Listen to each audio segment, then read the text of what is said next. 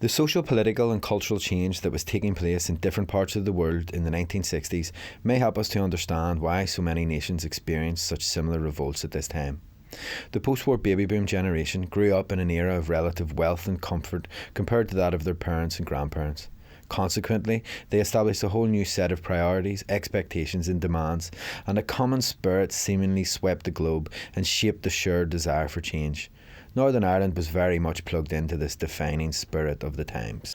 I mean, we were the generation of the 68ers, and we felt that our parents had been much too deferential in the way that they took on the state. So that when we formed the civil rights movement, we were very self-conscious in the fact that, no, we weren't going to kowtow to anyone.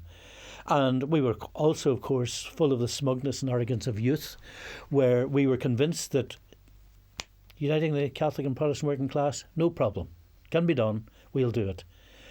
And so, we started out with all of this. And it was a very interesting learning curve. But yes, I have no doubt that we were conscious of so many things from the 1960s onwards. There were so many things happening. So the papacy of John the 23rd was one very, very big thing. The election, of course, of John F. Kennedy in 1960. And then the big things were, of course, the Vietnam War. And Vietnam was a very, very big issue for us. And finally, of course, there was the role of Martin Luther King in the United States in that whole civil rights movement. So that was the widening of our world. So there definitely was a change, and everyone who frees Belfast is already very proud of Van Morrison and them and so on.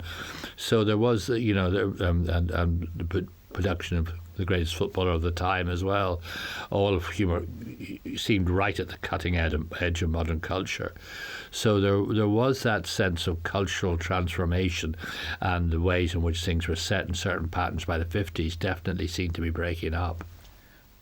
It just seemed to sweep across the continent of Europe and other parts of the world as well. So the late 60s were like that, You had the upsurge of a revolution in popular music with the Beatles, the Rolling Stones, popular culture, It was a time of change and upheaval. Well, that had all changed. I mean, during that period, that had all changed. It was totally, prior to, in my young days, just before, in my older brother's young days, young lads dressed like their father. That was it. Young girls dressed like their mother. And that was it. And a few years before, flat cap would have been the quite norm dress, because that's what your father done. During that stage again was because you were open to what was happening elsewhere. Fashion was flying. But don't forget, fashion only came into vogue, say, in the 50s. Prior to that, everything was. You couldn't have told from generation to generation what age people were from what they wore, because it was much the same. Well, all that the Beatles for one case, but the Rolling Stones would have been the other one. They would have been totally. Your parents would have thought the Rolling Stones were completely off their wall. The Beatles, they thought, were just off the wall, and there was a need then. Probably in that generation, there was a need to differentiate. And I think wasn't locally here, but that was worldwide. Well, there were some groups that I could listen to, and there were other groups that I wouldn't listen to, or couldn't listen to, because largely I felt to a fair extent they were dealing, the moral issue come in, and that to me was obnoxious in many respects. So I had feelings. I'm not saying everybody had those feelings, but I had those feelings. That's my own personal position.